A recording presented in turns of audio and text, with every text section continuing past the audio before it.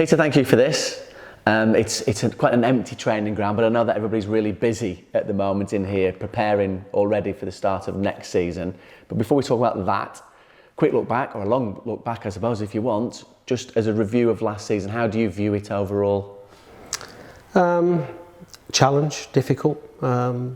Obviously on the field was a challenge because we made a decision at the start of the season to appoint Frankie as the manager. Regrettably, we had to then make a decision later on in the season to make a change. It's never easy making a managerial change, and obviously to do so normally means you're not performing at the level you hope to do on the field. And obviously off the field we lost our owner, and that was a shock to everybody. And I don't think any of us quite appreciate how challenging that's been for us on a daily basis, because he was part of our daily lives. So yeah, it's been a season of many changes, and it's been a season that I'm glad's behind us. So as far as, I mean, you mentioned about the Hemmings family there and Craig's involvement. I know that a few people have been asking about how that works going forward, how it is now. How would you describe that relationship still? Well, the relationship's not a lot different. I mean, as you're probably aware, that Mr. Hemmings wanted to plan for the future. He appointed Craig as chairman of the football club a couple of years ago anyway. And therefore I had a relationship with Craig as well as obviously with Mr. Hemmings. I'm employed by the Hemmings family to, on a daily basis, look after their interests. And therefore it's been a smooth transition, other than obviously there was one element of it that was taken away from us very quickly and suddenly and unexpectedly. As far as the supporters are concerned, you know, the Hemmings family commitment to fund the football club hasn't wavered. It's still there. And I say on a daily basis, Craig's been involved as chairman for a number of years now. There was a very public inquiry about potentially buying Preston North End. Has that changed the relationship at all?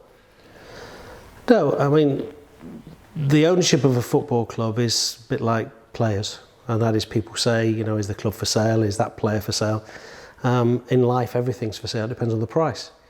And, you know, regrettably, there became a public knowledge of the fact there was an interest in the club. And I say regrettably because the ideal is if somebody's interested, they talk to you, you see if there's a deal to be done, and if there is, you announce it when the deal's completed.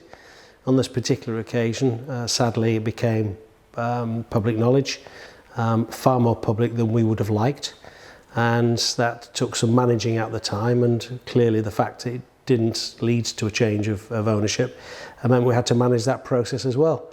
So, you know, it was a hiccup we could have done without, but that's what it is, and life throws up loads of challenges. What we have to do is to manage the football club to the best of our ability and crack on as business as usual. If and when that changes, at that point we'll tell people. But there is nothing different, as I say, to members of the playing squad. That is, you know, is that player for sale? Is this player for sale? Well, tell me how much somebody's offering. So in terms of that then, I suppose, as well, I know when the manager came in, he spoke about wanting to give everybody a fresh chance, which he did, and now there's a number of players who have gone out, and I'm quite sure that there'll be a number of players that will have to come in as well. So in terms of recruitment, how does that work across this summer, and where are we in that scheme of things? Well, I think one of the things we probably got wrong last season is we carried far too many players. And the problem with that is that everybody wants to play, everybody wants to start. And when you're carrying a squad that's too big, far too many people are disappointed, and it's difficult to manage them. So we had players out of contract this summer. We probably were harsher than we've been historically in who to keep, who not to keep. That's given the manager an opportunity to bring in players into his squad to add to the ones that he's very happy to keep. And we'll go into the new season leaner in terms of number of first team players. We will hopefully fill in the positions that perhaps we were weaker in, and most people have got views on that. We've got 3 very good quality loan players who've gone back, which we have got to replace either with permanent positions or new loans. And of course we've got the excitement of 2 or 3 of the young kids from the academy appearing in the first team squad. So I think it's one of the most exciting summers we've had for some time. I think it's a big opportunity, and I think with Ryan here, and the fans seem to very much embraced his appointment with the opportunity to freshen up the squad, with excitement, as I say, of young players coming through. I think this is a great summer for us to take stock, move forward and be optimistic about. Is it possible to say where you are in that process? I appreciate that there's probably a good number of players that you hope will come in. Is it possible to say how that works and how far along? Have you got players that are lined up already? Have you identified the player? Is it possible to even say? Well, of course, we're at varying stages. So we knew, for example, that we would be looking for at least 1 or 2 goalkeepers this summer. We've known that for some time. So we've been looking at the opportunities that may be out there, permanent or on loan. We've already started talking to certainly clubs and in some cases players about them coming in. In other positions we have a list of names and we're just exploring which ones would fancy coming, which ones we could get, how expensive they'd be. Normally May is a lot of talk and not a lot of action. June is when you try and get them in and to sign, so that when the players come back from the holidays at the end of June, we've got as many of the squad members for pre-season as we can. Obviously there's always some late business because the window doesn't close till the 1st of September, but most managers want the majority of the squad in place by the time we kick off on the 30th of July. And in terms of the amazing season that the youth team had done, under 19s, winning everything that was in front of them pretty much, was that a game changer? You know, in terms of, I love seeing the young lads, the local lads coming through the system and then getting into the first team. Has that changed things as well in terms of wanting to keep that door open for them, give them the carrot? How does that work? Well, I think successful youth teams are difficult, certainly this neck of the woods in the northwest, because we're surrounded by competition at our level, competition at Premier League level. So to hang on to the best talent is very difficult. What we've tried to do is concentrate on quality as much as quantity. And one of the refreshing things is of the team that won the Youth League this year, quite a lot of them were actually first-year scholars who are still in the youth team in the year to come. What we've done is we entered the Central League for the first time for many years last year. That's a reserve league. Many of the under-18s and under-19s, as well as the odd member of the first-team squad who needed game time, have played in that competition. And the fact that they've won that competition, so that's the reserve league, as well as their league, the under-18s, and of course the Youth Alliance Cup as well, which we won both the northern section here in the final against Bolton, and then of course we went to Luton and beat them 4-1 in the national final. I think that augurs well, and it is a part of the club that I think gets unfair criticism, because people don't see the hard work that goes in. It takes years to put somebody in one end at 8 and come out the other end at 18, then to hang on to the best talent. Sometimes you get it right, sometimes you get it wrong. We've made the odd mistake over the last couple of years, which we've been heavily criticised for, with perhaps letting players go that we should have retained. In the main, we've got it right, but I say in the main. But the academy management are outstanding, and I think that what we're now seeing is a good crop of youngsters coming through, a number of whom stand a real chance of going to our first team sooner rather than later. Sometimes they have to go out on loan to get adult experience before they're ready for the first team. But just at the moment, there appear to be 2 or 3 who might just go straight from the under-18s into the first team, and in which case, I think that's fantastic. And there's 2 questions that you've then sparked in my head in terms of, I'm guessing that's why we've seen the pro contracts that have been offered recently, and also you mentioned about loans there, because the way that the players are going out on loan, or certainly the way that Preston North End are looking at them, has also been developed, hasn't it? Yes, I think one of the areas we could be rightly criticised for is that we didn't have anybody concentrating and focused on the pathway from the under-18s to the first team. It's a bigger challenge than it's ever been to actually get clubs at League 1 or League 2 to trust our youngsters, give them game time. But that's what they need to do if they're not going straight into our first team. And of course, what we do need to do with players who aren't currently in the manager's plans, but might be in the future, we need to get them somewhere where they can play regular first team football, just as Liverpool have done with Sepp with us, just as Leicester have done with Daniel, and of course Aston Villa with Cameron. We've had Tom Bayliss out on loan at Wigan, we've obviously had Josh Harrop at Fleetwood, and we've had Jordan Storey at Sheffield Wednesday. So we've got James Beat, who was a recruitment analyst, is now focused on the sort of pathway of the youngsters to our first team via loans.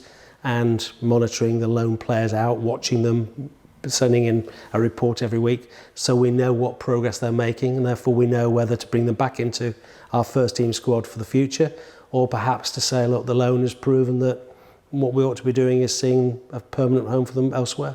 And you've seen that in how we've announced the retained list. And obviously those three big names that were on loan, did we know now, are any of them coming back? Do we know the answers to those? We don't definitively, but I think if we're honest with each other, the odds of Daniel Everson coming back, I would have thought, is slim. We've had him for 18 months, he's done outstandingly well, and my guess is he will either stay within the Leicester fold or look for a permanent move somewhere. Sepp van der Berg, again, that was an opportunistic loan because he came as part and parcel of the Ben Davies move the other way. First 6 months probably fighting for which was his real position, whether it be centre-half, we played in a 4 at the time, whether it be right back, whether it be a right wing back, and once we started playing 3-5-2, of course he made that right side in a 3 his own, and done very well. The odds of him coming back, I would think, is difficult because I think he would want to be playing either in the Premier League or maybe even elsewhere in Europe on a permanent basis. I think Cameron's different, Cameron Archer, on the basis that he's 20 years old. It was his first real loan. I'd be careful what I say because he's played at lower levels. But in the Championship at this level, it was his first loan. He did very well. My personal opinion is he would benefit from going out for another season. I would say that, wouldn't I? Because he's a talent. And we'd like him back here on loan if he's going out on loan. So we are in dialogue with Aston Villa. He's their player, not ours.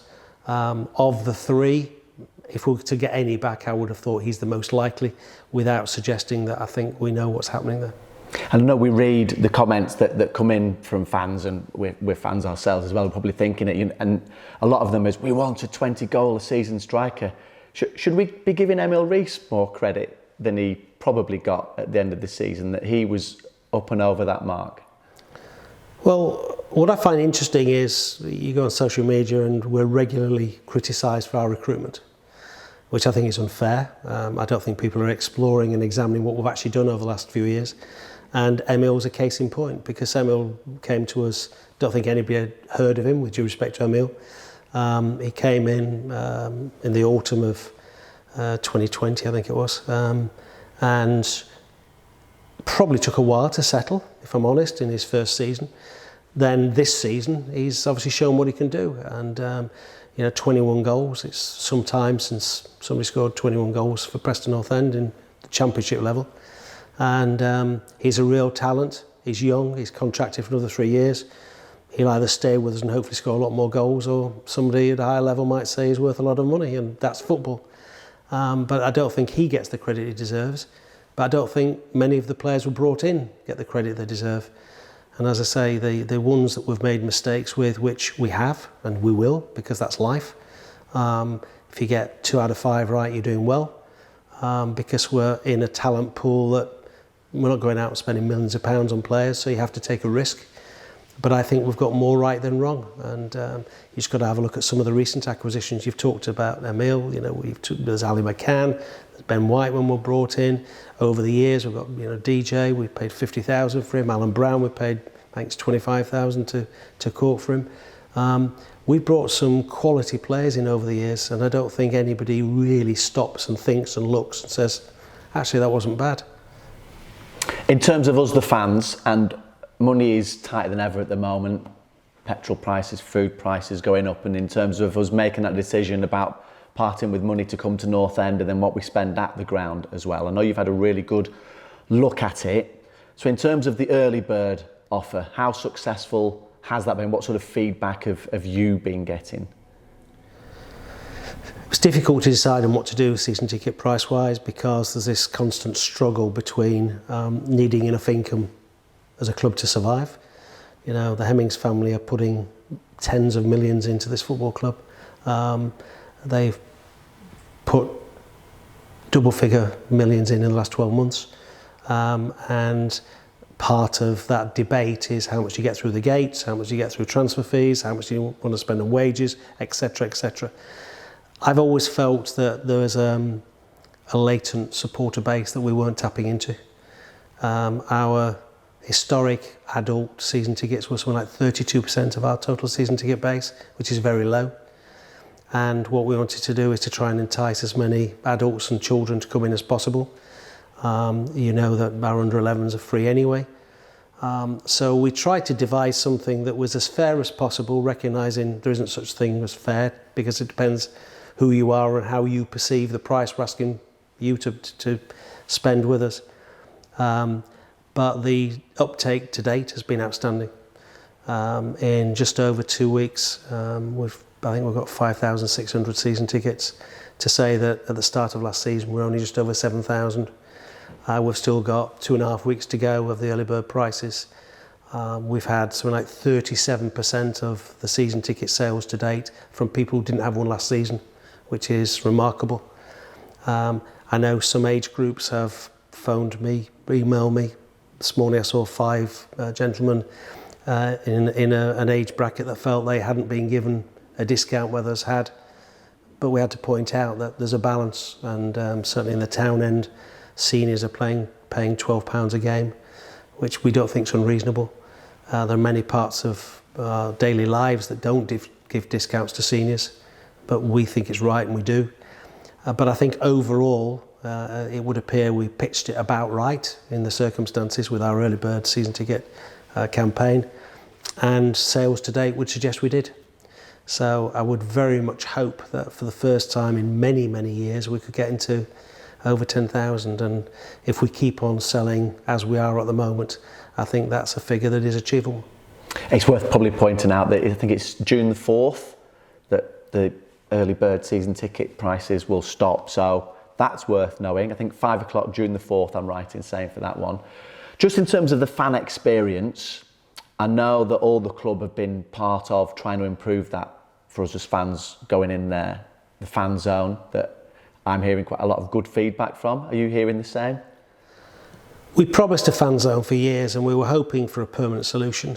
One of the biggest challenges we face, and I don't think it's necessarily publicly known, is that many parts of the stadium that we might want to use aren't actually available to us to use. So for example, under the Sir Tom Finney stand, all of that void space is currently under lease to the museum, despite the fact they moved to Manchester. It's on a long lease and we can't get it back, even though we've tried. And much of that space, which would lend itself perfectly to a number of features, one, an expanded retail store, for example, a fan zone. So last summer we thought, well, there's no point in keep promising and doing nothing. So we actually went out and bought a marquee, set up a fan zone in the car park in front of the Sir Tom Finney stand, and it's proven to be very popular. One of the issues you've got in the northwest of England is that it rains quite a lot in the winter. It can also be quite windy. So whilst it's a current solution, it's not a permanent solution. And what we're looking to do is to find somewhere that's appropriate to house it on a permanent basis within the stadium, recognising in the ideal world we might have a different location to where we may have to go in the short term. But we talked about it, we were very conscious of the fact we hadn't delivered, and one of the things we're trying to do at the moment is if we agree something's a good idea, we try and deliver on it, and that's part of the process, but it's not the final solution. Kits. I'm hearing a lot of talk about kits in terms of the new kit, kits going forward. What can you tell us? Well, we've had a relationship with a Nike supplier, Just Sport, for a number of years now. We think Nike is one of the best brands in sport around the world, and we were very proud and privileged to find that Nike wanted to be associated with us when we went with them a number of years ago. One of the criticisms has been this season particularly quality, which we're disappointed in some cases, and obviously the fact that it's a template that perhaps you can find in any retail store without our badging on it. That comes in part because of the number of kits we sell, because versus some football clubs our retail sales aren't as high, and therefore it's difficult to get somebody to do a one-off kit just for us. There's also then the issue, if it is a one-off kit for us, what happens when you change it at the end of the season? What happens to the old stock? What's it worth? Who pays for that? However, what we are very conscious of is the fact there is currently some dissatisfaction It's obviously delicate because we do currently have a contractual relationship which has got a year to go with our existing suppliers. But I think it's fair to say that we are looking at other options, and we will take on board our supporters' views, and we will endeavour to have unique kits going forward. Won't be from the 22-23 season, but will be from the 23-24 season. And I think that we've reached a point in our progress where that is possible and doable, and we need to deliver on that. So that'll be from 23-24. Great. There were another couple of things just to end in, I suppose, and then aside things, but big for some of us. I don't know whether you've got answers to them or not, but catering is something that has been coming up a lot. What can you tell us in terms of the sort of what we would get on a match day experience, catering wise, food wise, in and around the ground? Well, I've always argued that if people are having a go at us about catering, we must be doing something right on the field. So maybe it's good news. But I think, again, if you take people's lifestyles at the moment, people expect more variety, probably the quality issue for the price people are expected to pay in concourse catering. It's a challenge because, albeit there's plenty of time pre the game, half time, you're trying to serve people in a very limited time frame. But we've taken on board a lot of the comments made, and we're going to do 2 or 3 things. One is increase the variety on offer, so people have a choice. You've got to make sure that that's within certain restricted areas, because obviously we can't cope with too much waste because that costs money. But we can, with some of the vans around the fan zone, offer alternatives, which we've been trying to do. We are in regular dialogue with our catering partners, because remember it's outsourced, and we will endeavour to deliver on something that is a fair criticism, to be honest. I think we need to up the game, and that's something we aim to do for next season. Good, again, and people on the phones, and I know that there are a lot of people who go, well, you shouldn't be on your phones at a football match anyway, but the reality of modern life is that we are, whether we're checking other teams' scores or whether people are Instagramming or whatever it might be. In some places it's not fantastic, but we know that there are masts out there, so I don't know if there is a solution to that. Yeah, I think it's a good question. In fact, I get really frustrated if you're somewhere where you can't get a phone signal or have a look at scores or whatever. In fact, I was at Wembley at the weekend and I couldn't get a signal on the phone. On the train coming back, it was intermittent, and it's very frustrating in an era where the phone is attached to your hand most of the time. In the stadium, we do have phone masts with connected to the floodlight towers. When you've got a relatively full stadium, it becomes more complicated. To get the signal around the stands is complicated because of the steel infrastructure. But it's something that I think is fair criticism, and something we will again try and address this summer. Good stuff, thank you, and thank you for being honest and open with us. Okay, it's always a pleasure, Simon. Thank you.